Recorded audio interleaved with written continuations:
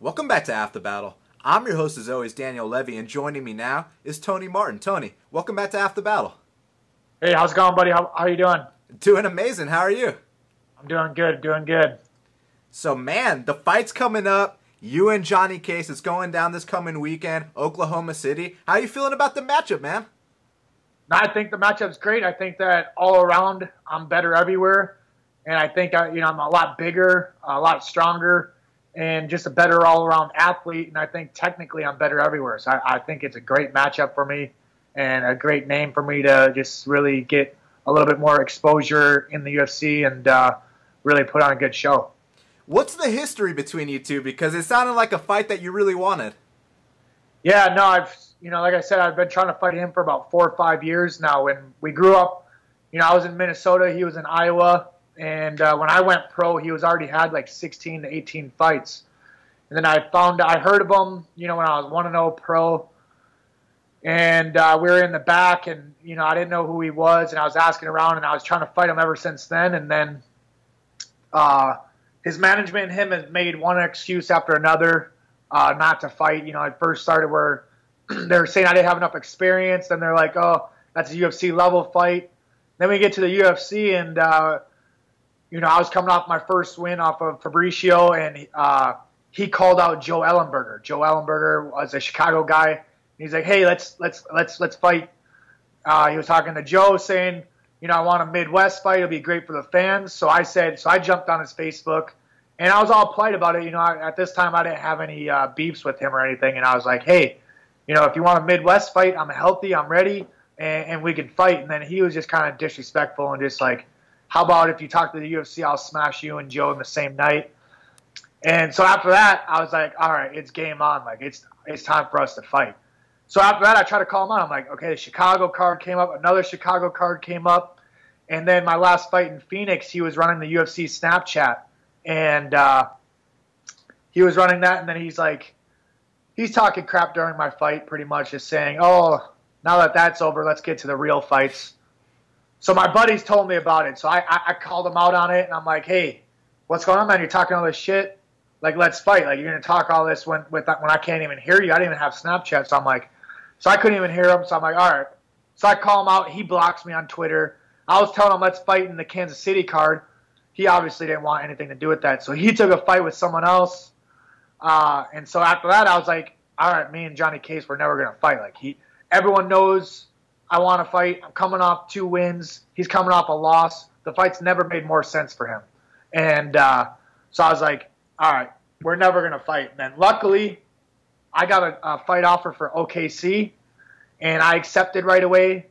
The opponent turned down the fight.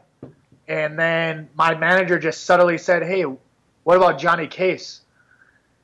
And Sean's like, you know what? He just emailed me an hour ago. I'm going to tell him he's fighting Tony Martin because he just pulled out of that Kansas City fight, and then he messaged him that he wants to fight. He's coming off a loss. He couldn't say no to the fight anymore. So I'm super excited. I don't like the guy. I don't like his personality. I think he's arrogant. I think he's a douchebag. And there's no one else that I'd rather punch in the face right now. So this stems back from the regional days? Yeah, since I was 1-0 as a pro, man, he's been on the radar. So I'm excited, And like I said, I didn't dislike him until pretty much that comment on Facebook, and that was it. After that, I was like, this guy's a douchebag. And I took the fight. When I announced the fight, this isn't, I'm not a storyteller. I tell people the truth. I stick to the truth. It's always easiest.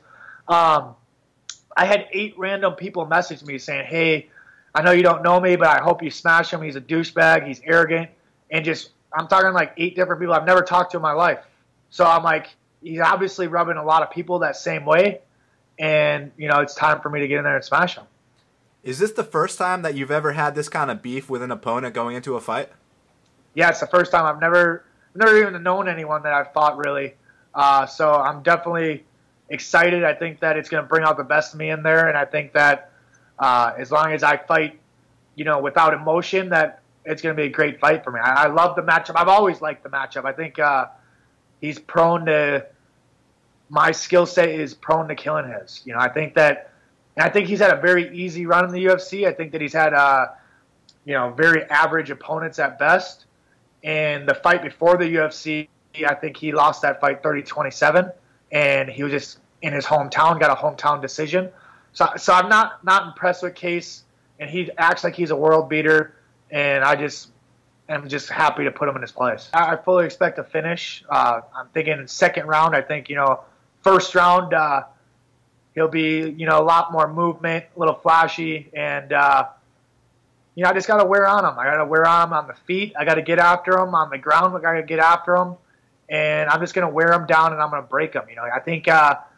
I think he's got a quitter mentality in him. I really do. I think that you really put him in a bad spot, and he'll fold down. And I think that anytime you see him get cracked, he doesn't seem like he reacts the greatest. So I definitely want to get after him. Like I said, on the feet, on the ground, no matter where the fight goes, I think I have the advantage.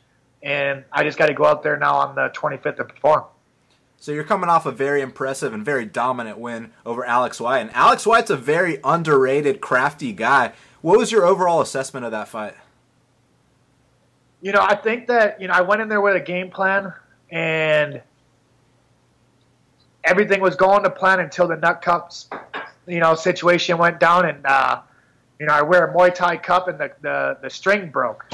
So all of a sudden the cup was dangling around. I didn't really know what to do, so we just threw it in my spandex, and spandex it's not holding the cup in place. So I think that threw off my whole game plan, and then I went into a grappling, but, it was, like you said, it was 30-27, easy in and out win.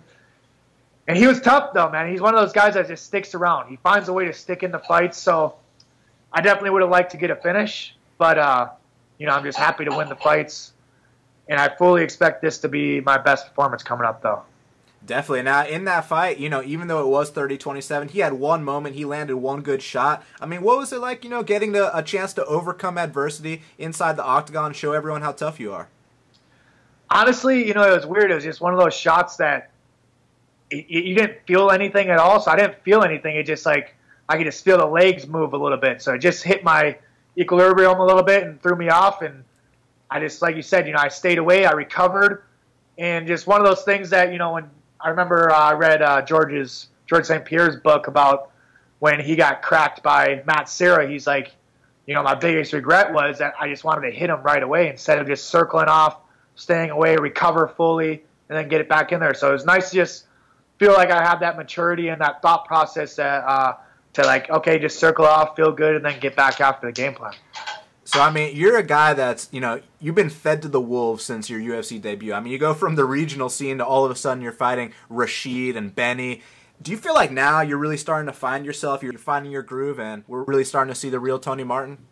Yeah, no, I mean, I think that I don't think that I was I think my athletic ability brought me to the UFC. I think that my skill set wasn't UFC level until the Felipe Oliveri fight, and I think that was truly, when my skill set was at that level. I think that right before I got in the UFC, I was just an athlete. I was still 3 years of training only. I got in the UFC with 3 years. I have no background. I didn't come from a wrestling background. I didn't come from any striking backgrounds. So I was literally just an athlete 3 years in, and like you said, I'm fighting Rashid Magomedov, Beneil Dariush. So it's like this lineup I went in right away. But I think later on, in the next couple of years, I'll definitely look back and be like, I learned a lot of lessons from them. Granted, I would have liked to learn them a different way, but that's just the way it is. And I just take my lumps and I keep moving forward, and that's it. I just try to get better every single fight, and I truly think, I'm still 3-4 years out from my prime, and I think that I already feel phenomenal. I train with a lot of high-level guys, and I feel like I hang in there with the best guys in the world. So you're feeling great about your career progression? Yeah, no, I think that, as long as, I stay on the track that I'm on, that, I think a lot of good things are looking in my near future, actually. Now, before I let you go, I got to ask you about a couple fight picks, man, because, look, John Jones, he's rematching DC. Is this simply a case where Jones has DC's number, or do you think that Daniel Cormier can make the proper adjustments to go out there and hand John Jones his first ever legitimate defeat? Nah, there's no way he's beating John Jones. I mean, I just don't see it. If he did, I'd be in utter shock. I think it'd be one of the biggest upsets in UFC history. But like you said, I don't know. I don't know if USADA really affected him. He says he wasn't on stuff, but he got popped hot. So it's like one of those things. It's too many things, life decisions that John Jones has made that just don't add up. It doesn't add up to what he says he is as a person. But hopefully he changes, and that we really see the best John Jones. But if we see the best John Jones, there's no one at 205 that's going to touch him. He's could definitely has the potential to be the best fighter ever, and he's already knocking on the door. But I want to see how he is now and how he's fighting after the USADA, after the allegations, after his suspension. And, but I think that his skill level is still way too – he's made – DC just has that weird body type that it's a tough division to be in. He's so short, and Jones is so good at using weird length that – and he's so good everywhere. But I fully expect John Jones to win that fight. So Yoel Romero's taking on Robert Whittaker, and man, I think that's one of the best matchups that they could make. It's unbelievable. Literally two of the top guys in that weight class, or just pound for pound. Who you give the edge to in that one, man? Well, I'm definitely going to give the edge to Yoel. I think that I've met Yoel and trained with him, and he's genuinely one of the nicest people I've ever met. He works hard, and the guy is a legitimate freak of freaks. He's probably the most athletic guy to ever touch the octagon. And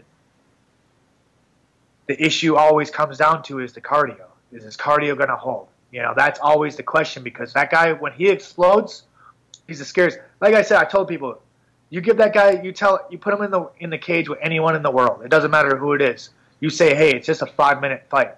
There's no one in the world that can touch this guy. He's just too explosive, too powerful, too fast. So I definitely give him the edge. But, I was at the Whittaker and Jacare, and that was a great performance. I thought it was a good matchup for him, though. I think that Jacare doesn't have the greatest wrestling, and I thought that Whittaker would be a lot faster. But Yoel's a freak, man. He's a legit one of those freaks of, he might really be a soldier of God. I don't know. He might be. Tony, I want to thank you so much for taking the time to speak with me right here, right now on Half the Battle. It's been a pleasure. Let the audience know where they can follow you on social media, and anything else you want to tell the fans, go ahead. Yeah, no, thanks for having me on, buddy. I appreciate it. And then, just give me a follow on T. Martin MMA at Twitter, my Instagram I'm on now, Facebook. Feel free to reach out. I try to get back to everybody. And, so send me any of your thoughts, questions, whatever, hate mail, whatever you want, whatever you got. And, just want to thank you guys, thank my family, friends, training partners, coaches. And, so tune in June 25th. It's going down in Oklahoma City.